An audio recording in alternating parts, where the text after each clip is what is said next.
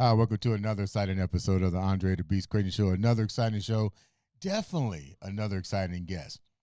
Today, I'm gonna tell you where we're about to go. I'm gonna read what I wrote about this young lady because I saw the bio and I'm like, holy crap, I'm gonna put down what I wrote about you. You're gonna like this because this is how we're gonna start this show. Okay. Okay, so here's a lady that's a powerhouse who lives with absolute intention, refuses to leave her destiny to chance. She views life like a pie where every slice works, which is work, family, health, relationship, peace, joy matters deeply. She's currently um, in this digital world working on freedom, flexibility, generational legacy, leveraging smart systems. Oh my God, building income, physical. Woo, Jesus Christ, I wrote too much. It's good. In other words, she doesn't just exist. She's here to wake you up and shake off excuses and remind you not to stop. Let's welcome to the show the beautiful Angel Starks. What's up, baby girl? Wow, thank you. That is a amazing introduction. Yeah, it took me a while after going through your bio. I'm like, okay, how can I remember all this? You know what I'm saying? But it's right on the money. That's exactly what I do and who I am. And when you said I view life as a piece of pie, I literally put that in my book. I know you didn't read that book. You just got lucky on that. But how do you know I didn't read it? How you know you ain't had time to read no book, right? I plan to read it. Trust me. That's okay. You got it though. So no, thank you for having me. It's beautiful here. Thank you for your time and giving me opportunity to talk to some of the viewers. I just found out a little tidbit about you. Yeah. It's funny. I never know who's gonna walk through that door, but I found a tidbit. Yeah, I'm country. No, I don't get me going there now. Arkansas. Little Rock, Arkansas. Yes, Little Rock, Arkansas. I just talked to my buddy Elwood. He's from Pine Bluff. Yeah, they get it in Pine Bluff though. I call it what? Arkansas murder capital of the world. That's right. They about it for real. No, I'm from Little Rock, Arkansas, and my grandmother adopted me when I was a baby, and we lived on a farm for a period of time before we came to Indy. So I had a rooster named Ruby, and we didn't wake up with alarm clocks. Ruby woke us up. I drank water out of the little well, like country, like Conner Prairie. And I'm not that old, but I was able to experience that life. And I think that is why I look like this and all this, but deep down in there, that's the good old lessons that a lot of people are not getting nowadays. Yeah. And so I'm just blessed for that opportunity.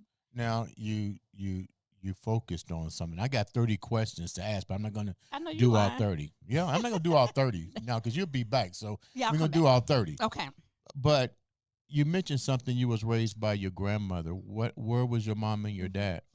So my father was military, and with military, there's alcoholism there, and mental health issues, and so through that, God seen it fit for my grandmother to say, "Give me that one," because I have a sister who stayed in the family, and my grandmother came and took me and Why didn't you take your sister? Because God said, "Come and get me." Okay, but it's your sister. I don't know. She just took me. I was a baby. When I was born, she took me home too because my mother was in a coma, and so my grandmother named me and I just bonded with her from day one. So she just was like, "Give me her." Y'all having a hard time. Why was your mom in a coma? Health complications at birth. She had some issues at birth when she delivered, and so they had to put her in a induced coma to stop some bleeding and whatever. I don't know. You mentioned your sister stayed behind. What was the? We're getting ready to get into your story. So, moving forward, what was the trade off? Like, was there a disadvantage with her staying versus you, or could it have been? I know we can't see the future, so this is just a hypothesis. Yeah.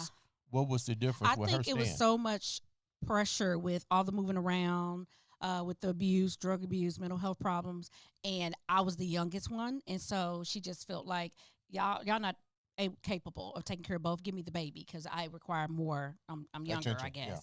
Yeah. I was a premature baby too, so I had some issues with my intestines back in the day, and so I needed some special care actually, and so they weren't able to do it, and so she said, and she was on their head about that baby. Okay, give me my baby, give me my baby, give me my baby, and she did, and so I always wanted to go with them. But now, as I'm an adult, I'm like, oh, I don't want to go with y'all. Now that my sister tell me the stories and what she went through, I'm like, wow, I can't believe that I was pulled up out of that and I don't know nothing about it. You know what I'm saying? But it's unfortunate that my sister stayed and she went through all the things that they went through. But God seen it fit for me to not be a part of that for whatever reason. You And I men- always wanted to go. you mentioned the lifestyle. If that's all you know growing up, being on the farm and, you know, that's something new. I never got woken up by a rooster, Yeah. but if that's all you know, was that comfortable for you or did you? Let me go here with this so this makes sense. Sometimes our environment isn't what we want the environment to be because you had to be exposed to television and radio and you saw a Uh-huh. different part of life. Right. When did you always feel that was comfortable for you, the lifestyle going out of a well? Because somewhere along the line something changed. You saw something that made you change. Yeah. So there was a period of time where I was with my mom and dad where we lived a regular life in the city, St. Louis, moving around, TV, staying up late, all the stuff. And then when I went with my grandmother, it was a difference and I loved it. It felt super duper safe. I had my own stuff. I know I was going to eat. I learned a lot of stuff. I just felt safe, you What do you know? mean? You was gonna eat. Your family's pretty grounded, so to speak. Yeah, but when your parents are not, Or the dysfunctional. yeah, if they're not there, if they're, Okay. not going to the store on time, if they messing up the money and not spending it to buy things for the home, then kids are not going to be able to get all the things they need on time. You would find that hard to believe, considering the fact they're military. Mhm. That's structure. Yes. So whenever he had asthma, he was sent home from the military, and this is when a lot of the problems were really, really starting. Because when you were in the military and you got your troops and you got your whatever, you know what to do. He came home and had to adjust to civilian life, and you're sick, and so it caused all that depression and stuff like that. And Mhm. so I feel like. I don't know. I was a baby, but I feel like money. There was money. I know what that looks like, but abusing it, not spending it on the things they need to spend it on, spending it on drugs, spending it on alcohol. Mhm. So there would be times where there would be not enough food or taking too long to bring food. And I remember that. And then I remember being at my grandmother's house and we ain't never not gonna have no food. You know what I'm saying? And we're always gonna take a bath and get lotioned up and go to bed at 6:30. Like, you know what I'm saying? Mhm. And I'm going to church on Tuesday, I'm going to church on Thursday, I'm going to church on Sunday. Like just the structure of it all. I didn't miss the TV. I didn't miss nothing. Now we had a TV, but we're gonna watch what she gonna watch. Yeah. So I'm watching all the old school Jeopardy, Sanford and Son. I'm watching all the stories. My I'm in deep favorite. on the stories. My Okay. favorite. So then that gave me a sense of maturity, but I also was getting all of those, all how to nourish people because my grandmother was a midwife. And so I would go with her for that. And that's where I got my healing spirit from. I didn't know how to use it though till like 8 years ago. But Tell still. the viewers what a midwife is for the young Yeah. generation that may not know what a midwife's responsibility is and how that going to see that with your grandmother added another level to put you where you are today. Yeah, so it's similar to a birth doula now, is what they call them, but it's the same thing as a midwife. So a midwife is a person that, especially in small towns like that, they don't have hospitals and doctors readily available. So you'll have a person that is trained, not even a doctor. You don't got to have no degree, nothing, but you are trained at healing people, trained at delivering babies, trained at helping people heal from infections and things like that, wound care, You all of said that. a powerful word here What? that may be met with skepticism, if I say that word right. Healing. Uh-huh. That's a in today's society it's kind of probably acceptable, but it's kind of a dangerous word. Healing. How does Why is it dangerous to you? Well, I didn't say it was dangerous to Or me. why do you think it's dangerous? Because the way society has clarified it. It's easy to say that, let's use biblical terms, the Mhm. Bible, Jesus healed, blah, blah, blah, Uh-huh. blah, blah, blah. But when you deal with the human factor, Mhm. and today that seems almost unreal because medicine is always, a Wow. degree is always what we Yeah. classify as going to trump that. So how were they able to get away with using those terminologies as far as you're concerned? I think more than anything, I don't know if we were even Using them? thinking those terminologies back then in the country. All they know is that I had a bad infection and I was going to die and my arm was turning black. And Miss Ernestine Snell, may she rest in peace, came over here and put some oils on me and fed me and put some rocks on me and put some crystals on me and wrapped me up and checked on me and did whatever. And now it's gone and I'm living. So Mm. you healed me. you know, And you was taught I these things too, because you was there, I correct? learned I learned more so about delivering babies than Okay. anything because I would be a little girl in there with somebody with their legs open delivering a whole person. And like basically, hand me this, hand me that, hand me a towel, touching bloody towels. Like we ain't wear no gloves, like we we didn't know, Right. But otherwise, how this baby would be breached, this baby may not have come out on time or whatever.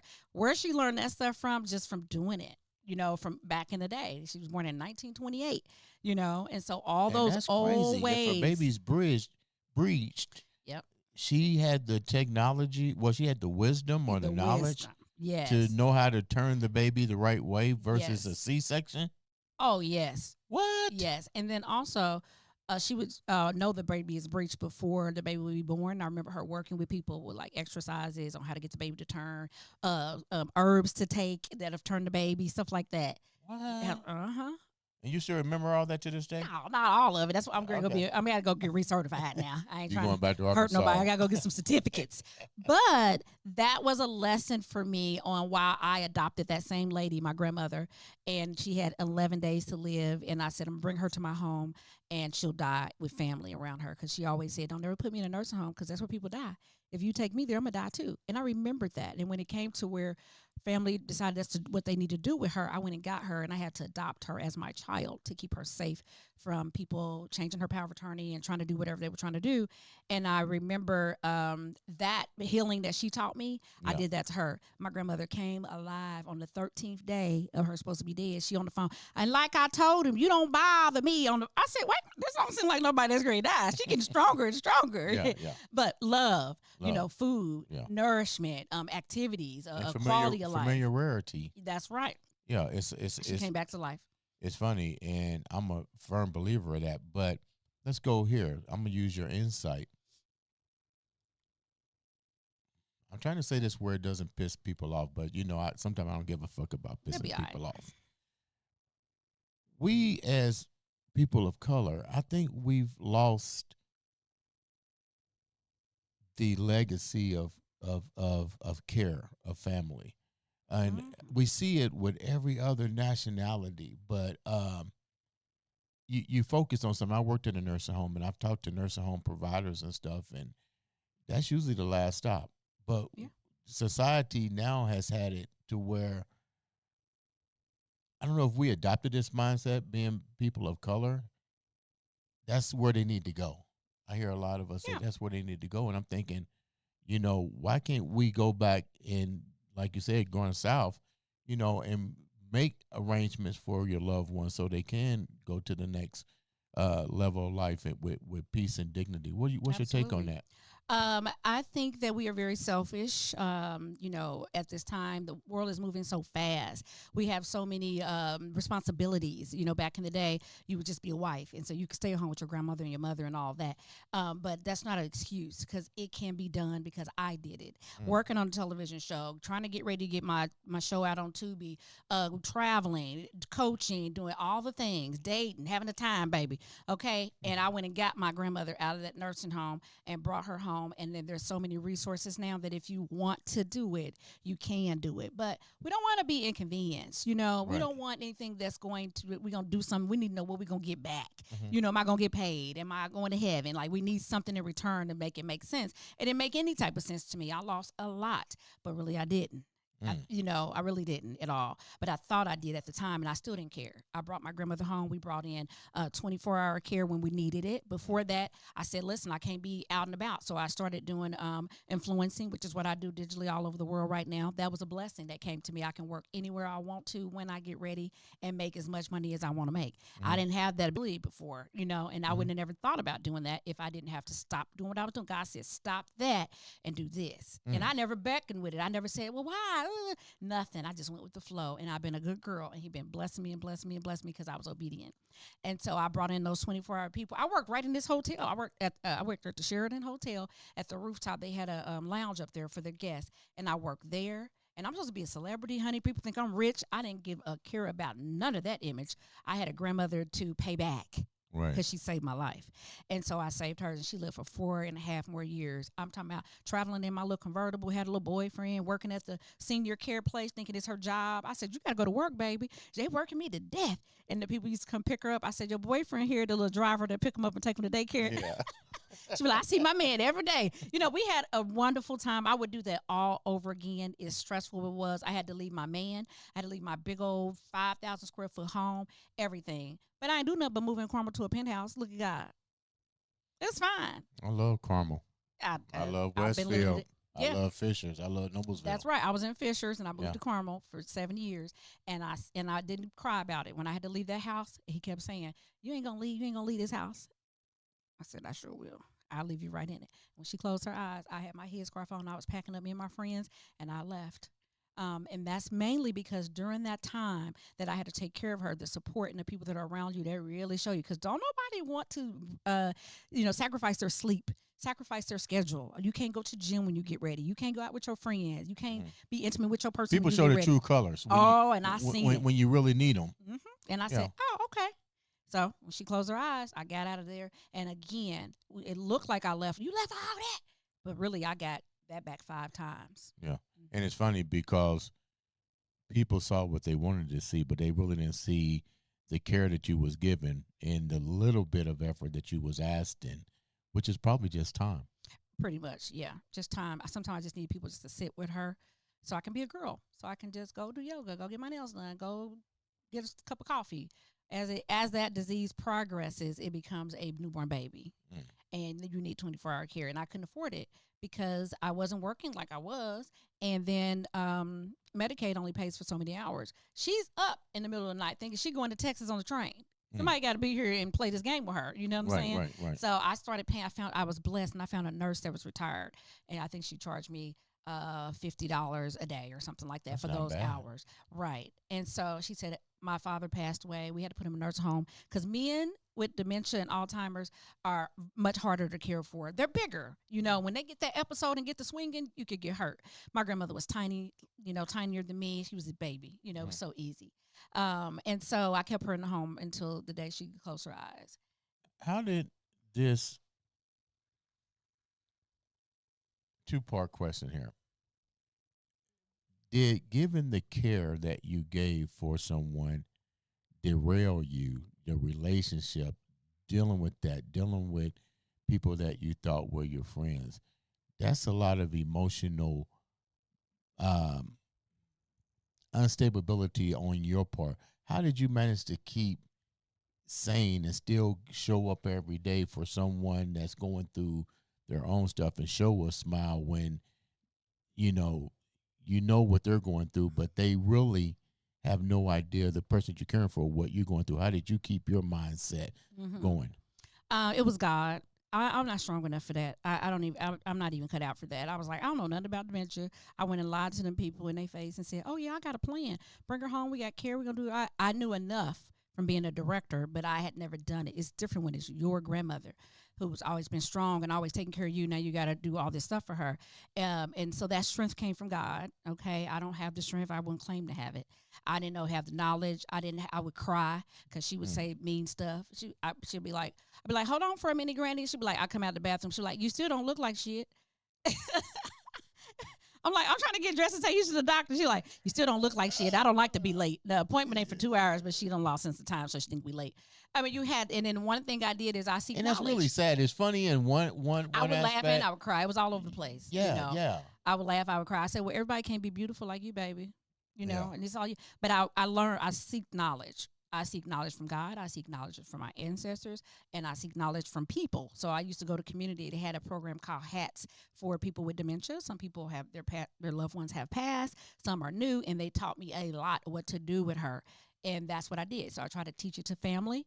But What was 3 things that was crucial? Because I know some family members that are going through that, and I've witnessed it, and yeah, I'm not trained, yeah, and I have to catch myself at times and be like, okay, why is this person going back here? And they said this over and over.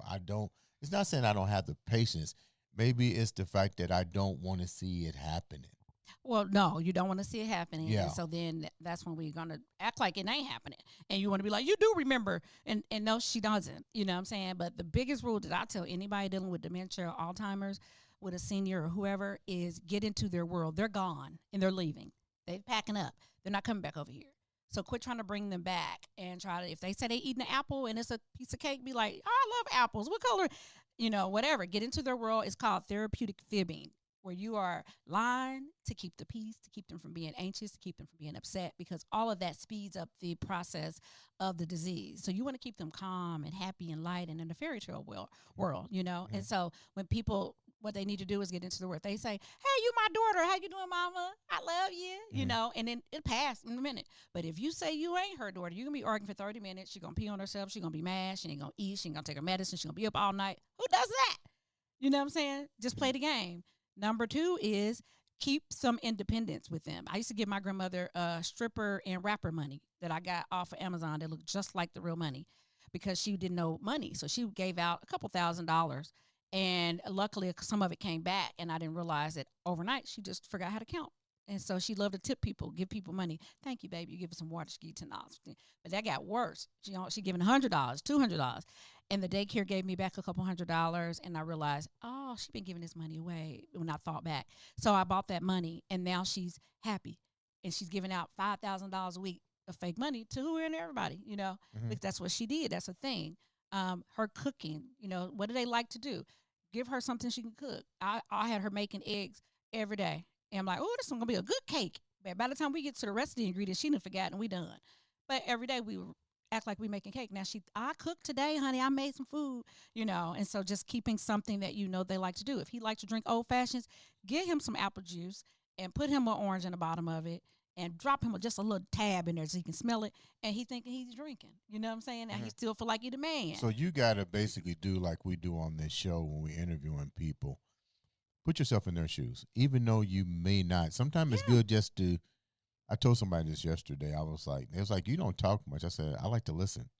Oh, that's wonderful. Yeah, I like to listen. When you listen, sometimes silence is golden, is what I say. Oh yeah, you can But find out a but lot. but then just listen and then be um that way you're able to process a little bit more and then you're able to deal with it. But let's go back here for a minute. You come from Arkansas to beautiful, the greatest city in the world, Indianapolis, Indiana. Woohoo! Yeah, greatest city in the world. Love here. I'm It's I'm been amazing to I me. was born in Georgia, but I tell people I love Georgia. Georgia's always gonna be my birthplace, but my home is in Indianapolis, Indiana. Yeah.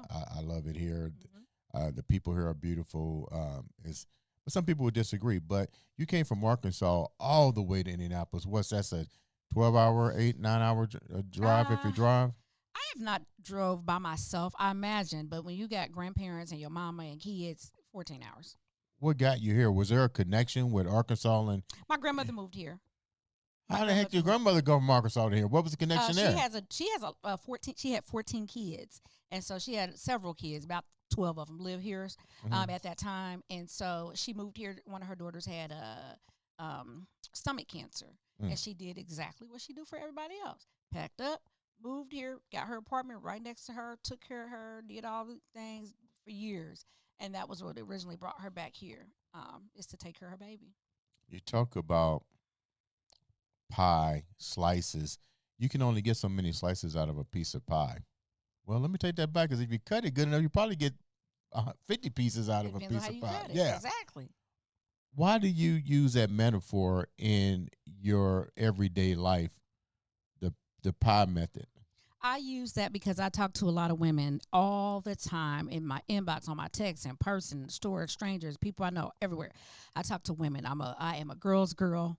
I advocate for the women to be beautiful and have fun and do all the stuff you can do because we think that we got so much time to do this after we lose weight, when he stop drinking, when he treat me nice, when the kids grow up.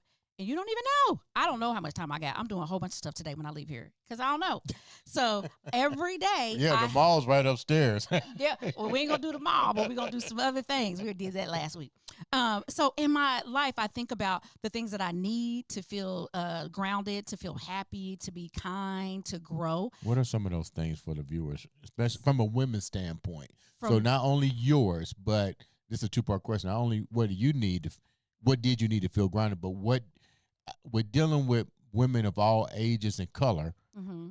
what are some of the things that they need to in to get that same type of energy that you're getting? I think that's where it goes back to that pie. Everything goes back to the pie. I feel like balance.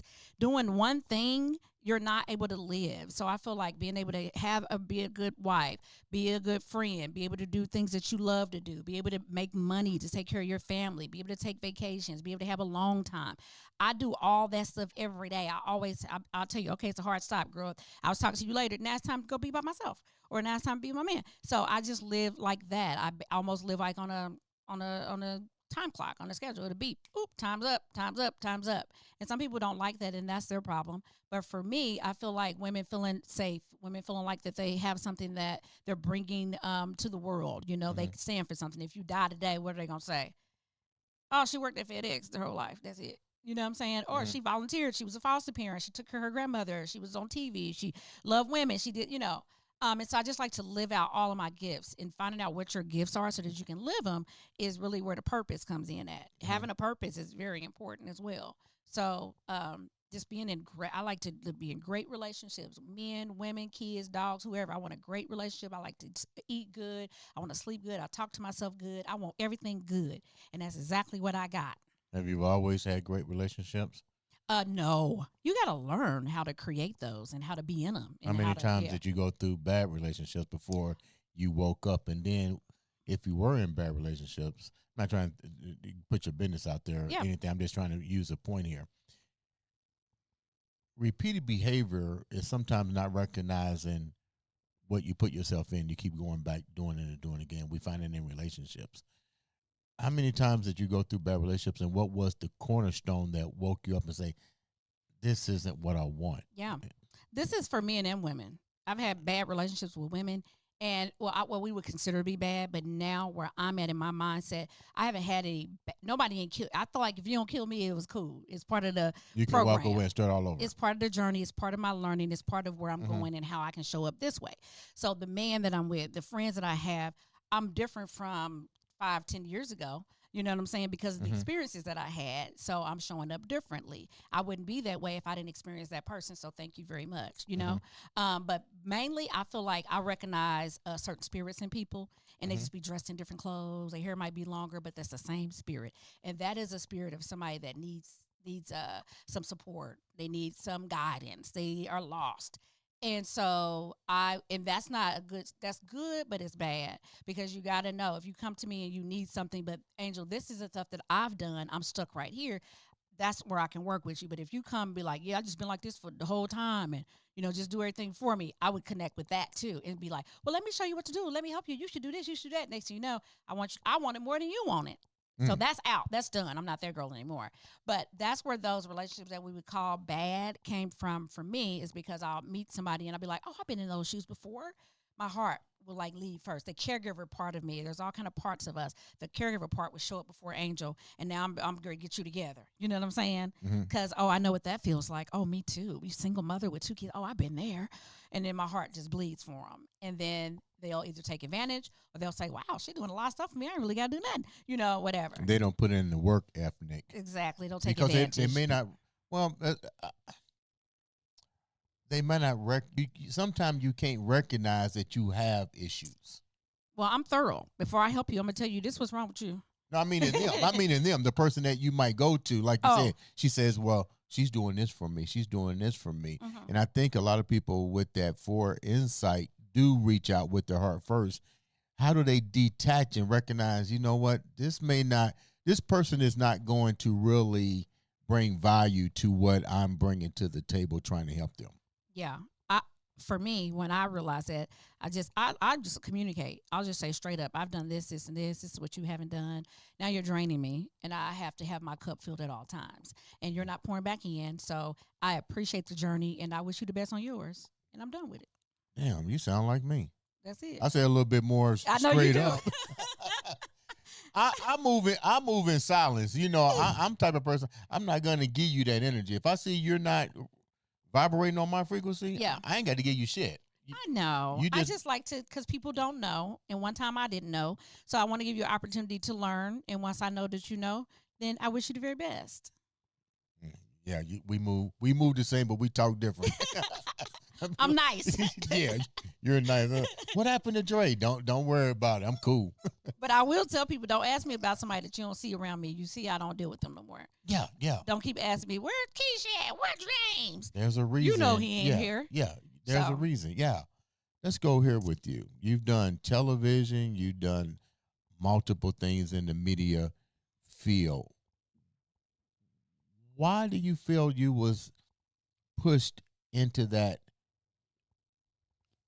environment versus more of the caregiver? Because you was that's all you I knew. know. And guess what? Because it wasn't time. I didn't want to be a caregiver. And so Or that's maybe you caregiving through media. oh, I've been doing that too. But I'm gonna tell you where I'm going because I'm about to be a certified birth doula.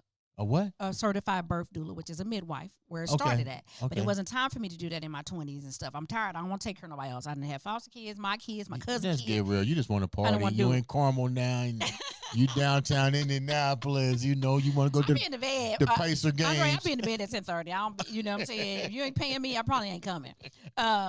But it just wasn't time. Yeah. You know, it wasn't time. I was going against what my gift and what the plan is because that's what people do. They go, I don't want to be a preacher. I don't want to do this. I don't want to do that. And until you mature into it, then, you know, you don't do it. So I was pushed into the media portion of it because that's also a part. I used to perform at our church. Baby, I was Whitney Houston on that mic up at their church, okay? I would sing and I would write the poems and I would do the Easter and I'd be dancing. My girl would be like, Angel, because I'm going to bring it to doing too much. I always been, baby, you see my Facebook now, I always like to dance. Yeah. I always like to dance. I didn't want to go there to the next topic, but Don't worry yeah. about it. I always like to dance, so that was in me. So I just feel like with her getting sick and me needing to step in and do that, then that changed everything. So I was able to be home. I was able to take care of her. I started doing all of the Amazon reviews. That's how I started becoming an influencer to make more money while I was at home. And then I started charging, and then it turned into a marketing and advertisement company where I offer what I offer now, which is social media management, which is editing photos, which is giving you captions, which is teaching you how to work social media. Maybe you want to make money on there. It's so many ways to do it. It ain't what people think. They think they're going to get a check from Meta and it's going to change their life. I want a check from you specifically. The universe is crazy. I just try to explain that to someone that says I want to produce they want to do a podcast. I said, okay, well, what do you know about that? Well, the first thing they think I can make money, or they depend on social media to push the narrative. And I'm like, okay, if you don't have a brand, why am I even going there? Have you first created a brand? That's what I'm talking about. Yeah. People want to come to you and they haven't done a doggone thing. You know, I don't mentor people like that. If you haven't done anything, then you go do some work and then you come back to me. Yeah. That's what I had to do. I've been turned down by so many people Yeah. who I have contracts with right now, and I charge them every month. But at that time, I wasn't qualified, and I never got mad. I never was like, I was like, oh, okay, why? Tell me why. And it was like, oh, because you need to do this, and you need this many hours of this, and you need to go get this training, and you need to speak better, and you need to do this. And I was like, okay. And I wrote it all down, and then I started to do it, and then they seen it, and then they came and knocked on my door.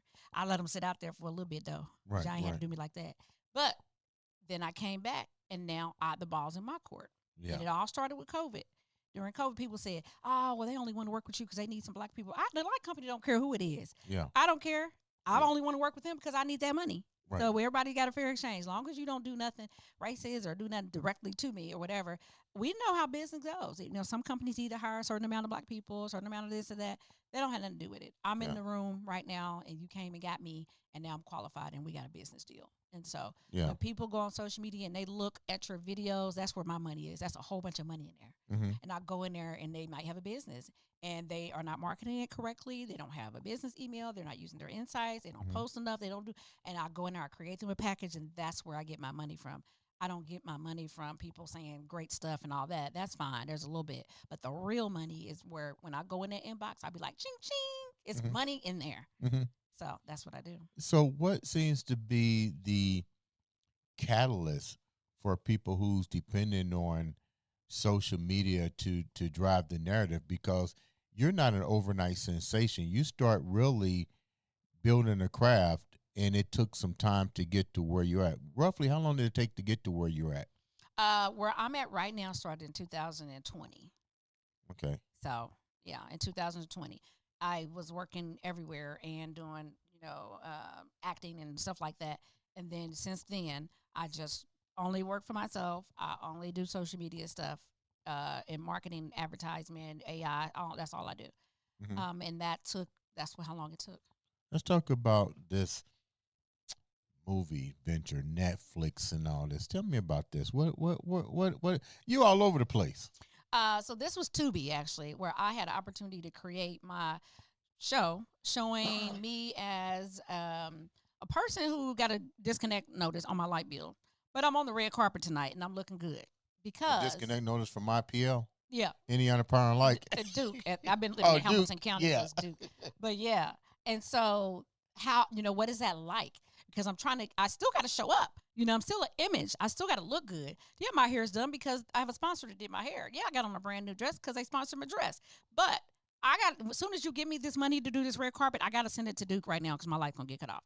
What does that really look like? Because people do think that you just have this all this money and you're all this, and I'm doing weller than I have ever done. But at some point, I still look the same. I still have the same standard. I still showed up a certain way because that's really who I am anyway. You know what I'm saying? And so we were gonna do basically like the lady behind the red carpet, behind the curtain, what that looks like, dealing with kids, dealing with a baby daddy that ain't coming around, ain't getting the kids, all the stuff. And I couldn't create it because I didn't have time because I had to take care of a dementia patient. Mm. And so I ended up still getting on Tubi with a show called Bury the Hatchet. And it was on 2 episodes. And now we're going to do another show called What America Really Thinks. And so that was good. We filmed for 2 years. 2 years it aired and all that. What is that about? What America really thinks? What's the concept? Well, what America Really Thinks is basically a lot of things that are going on politically that people do not, but some stuff that people can't say. And so we like to talk about the stuff that they cannot say and that they don't want to say because they might get in trouble or whatever. Give me an example. And so, well, on there, I talk more about the entertainment portion of it because that's what I do. Mm-hmm. But there's people that are really political and they will talk about, just different politicians that use their resources, like taking their girlfriend on the plane and on dates when somebody needed to go over to Africa to feed kids. What do you think about that? And then somebody be like, shoot, if it was me, you know what I'm saying, I'd be having all, you know what I'm saying? So it's funny, but it's also like when we look at the news and we look at some of that stuff, how serious it is, but then they kind of make it a little bit more what somebody else is probably thinking. Somebody's thinking like, I'd be doing that too if it was me, that type of thing. So I'll talk more so about what the entertainment portion of it. You know what I'm saying? Because that's what I'm in, entertainment world. So the celebrities, things that they're saying, they'll give me bits and pieces of things that, somebody said, and then I'll read that on camera on the teleprompter. What has been the biggest news breaker for you as it deals with entertainment that people would be shocked if they knew about it? Well, we just started filming this. But you got some insight. Not really. Well, R. Kelly's trying to get out. See, that's what I'm saying. So R. Kelly, Puffy, all them, that's them people business. I don't even be, my mind don't have the bandwidth to fool with R. Kelly and Sean. Okay? It don't have nothing to do. What they make does not make me shit at all. And so I don't care. Yeah. I only talk about it if I get paid or if I have to. So I don't really keep up with celebrities because I'm a celebrity. I'm keeping up with my own stuff. Okay. Now, let's talk about your stuff before we wrap up. Explain what's going on right here. Right here, we made me a little store on this table, and we have my wet glasses. Are those AI glasses? These are not AI glasses. These are angel glasses, and they're called wet. They are oversized glasses. They come with a cleaning cloth and a little bag to keep them in, to keep them protected. And so I created these. I had these designed in 2021. I just found a pair somewhere traveling, and I wore them, and I got so many compliments on them. So I wore them on every beach and every boardwalk, dropped them and dropped Hennessy on them and did all the things. And they still look good the following Sunday. Put them on. Summer. Put them on. Let's you want to see? Yeah, let the viewers see what they look oversized. like. So when you are traveling in the airport and you just got your lip gloss on and your bun, you've been drinking all weekend, you still look cool in the airport. And they do protect you from the sun and protect your face. They're good for tanning and all that type of stuff. They look too. great, but it makes me think that you're trying to hide from something. I am. When I'm traveling, I don't want to be bothered. So this is perfect. Or these are called After Dark. If you sneaking Yeah. out at night and you on that stuff you on and you just creeping around town, you put these on. Ain't nobody gonna even recognize you. So they come in 3 colors. There's a Really? day party, which are baby blue, and then a brown sugar, which is you can wear them like casually all throughout the day and stuff like that. Yeah. These are the nighttime girls. So I came out with these. Once I found that I loved them so much, I got with Alibaba, and we did a upgraded, so they'll be more durable. And then I came up with my own sunglass line, and so they've done good. And every year they sell out in the summers and stuff like Really? that, and people love to gift them to people and all that. I like the way you had that beast mindset. You saw a pair of glasses, you liked them, and you decided to contact the manufacturer, Mm-hmm. work with a manufacturer, and say, okay, this is what I need to make them better. And basically, I love that idea. What else we got on this table? Okay, and then we got my lace souffle. This is not launched yet, but I've been selling it anyway because black people can be selling stuff. You have to eat trunk. You let me know if you want some. But this is lace souffle. This is a shea butter that was literally created, and they did the prodigy on it. They had people trying it. They had people tanning in it. They did everything. Thousands of these have been sold before I got it, and this was turned over to me by my boyfriend because he created this brand for his daughters. And we know kids, they don't want to sell it, and I don't want to go to the fair and sell it at the table, and they ain't gonna act right. So he put it on the shelf and said, forget it. And then he met me and was like, I got something for you. Wrote everything over to me, gave me the whole brand. He makes this himself. And What's it it is, smell like? you want to smell it? Yeah, Okay. I love butters. See if you can smell it. And the good thing about it is it's all natural, and it's just shea butter, almond oil. Is this for me? Yeah, you can have that one. Wow. Coconut oil, grapeseed, and then olive oil. That's it. Really? Now, this is a lubricant for your vagina as well, Wait a minute. and it makes your hair grow. Hold it thought. Now that's a lubricant for what? Vaginas. Women, you hear that? So What's yeah, it gonna do to them? it just keeps you very moist without irritation, and I heard it tastes good too. I'm just letting you know. I'm just letting y'all know what it is. Really? Yeah, you can put it in your hair. Now, if you want to grow some hair, in case you Why are don't you like looking that at my hair? because you don't got none. But if you wanted to grow some, men, Yeah. this is it grows your hair. I was playing around with it when he first gave it to me. Before he told me, I want you to have this brand. You can do whatever you want to do with it. This was for you, actually. I didn't know I made it for you, but I made it for you. Right. I was putting it in my hair, playing around with it, and my hair, if everybody knows, Sheila, my natural hair grew out of nowhere, and I didn't know why my hair grew so much. And he was like, oh, yeah, it grows your hair, too. Even receding hairline, genetically. No, and I'm not agree getting all that. I'm just telling you, put it on there and see. But it will grow some hair on your head. I'm not going to get into that. So somebody be calling me saying, I'm gonna try it I'm after we still done. bald-headed angel. I don't want to hear it. Yeah, I'm gonna But try on it your after the legs season's and on your over. beard and stuff like that, it grows your hair. So you should try it, and then I want you to report back to me because I haven't specifically. Yeah, you know what? Because I just my Yeah. beard used to be like super long, as you can see, Yeah. and for some reason it just like went to a stunt. It's like it's not growing. Did you change something in your diet? I got rid of a lot of meat, Yeah. steak. Oh, so now you need to make sure you're still getting your protein, the amount that you need for your age Hmm. and for your blood work. So when you go to your doctor, tell them that you want to see a dietitian, and they'll compare your blood work, yours specifically, not all the black men that's your age. No, I'm talking about me. Yeah. And then they will tell you exactly how much protein you need to be getting, how much fiber you need to be getting, because you probably had a deficiency since you stopped eating that meat. Because meat is bad, but if you stop eating it and your body been thriving off of it for 50 years, you're gonna see a difference. Yeah, I love See how I'm a holistic healer. I love filet mignon. What's the third thing? That's it. That's just my bag, and I have a book, but I sold out because I was in Orlando and selling my books to strangers. So I don't Well, have. tell me about the book. The book is The Undercover Woman. It's 1 and 2. I suffer from dyslexia.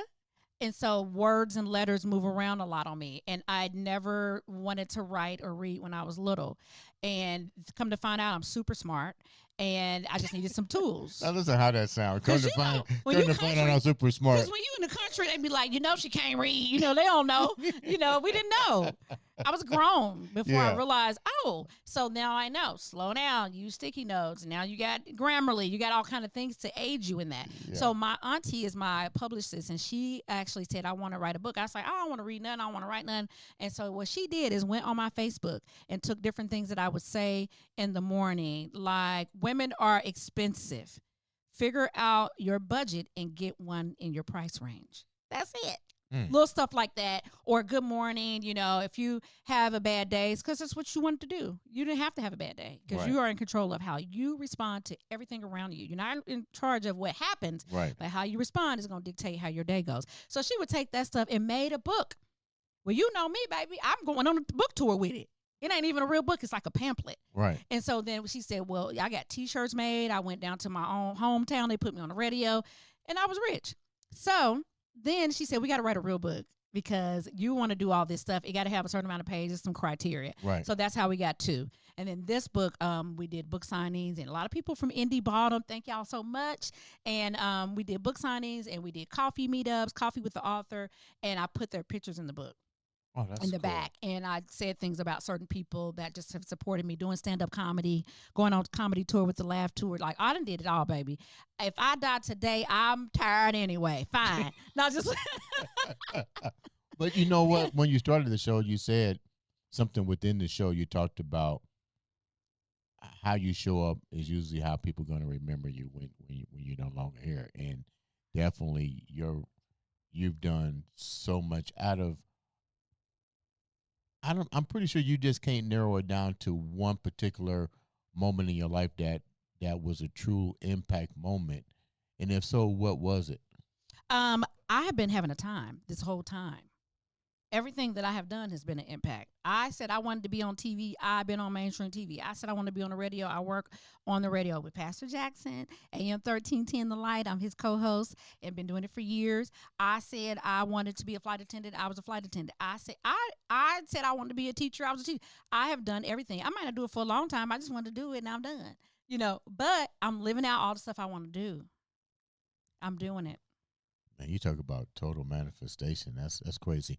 Before we wrap up, Angel, how can the viewers reach out to you, know more about you, get your products, and we definitely gonna have you come back on the show. Absolutely, guys. You can meet me on social media. I am there every day. We post 6 to 10 times a day across all social media platforms. Just Google me. That'll be the best way. Angel Starks. Or you can go on Facebook. Angel Starks is my vlog page where I vlog love, life, flowers, plants, what I'm eating, where I'm going, who got on my nerves, who made me have all the things. So Angel Starks. And then when you go there, you're going to see the link for my Instagram, Facebook, and TikTok. All of that stuff is Angel Starks. Just put that in. You're going to find me. And if you want to be invited to my launch party for Lay Souffle, you're going to get samples there. I'm going to partner with some other Black business owners there. Shout out to Devin Richardson. He is a mentor of mine. And so you will get a special gift. So you need to go on my Facebook right now and like at least 3 posts to be added to the guest list. So that's it. Wow, it sounds like a star-studded event. It's going to be done. Ladies and gentlemen, make sure you subscribe, click, follow. Click that button, like I said so many times. All it takes is one click to make a difference in your life or change somebody else's. Make sure you support local businesses, support Ms. Starks. Ladies and gentlemen, like I always said, this has been another, and I do mean another exciting episode of the Andre the Beast Creighton Show.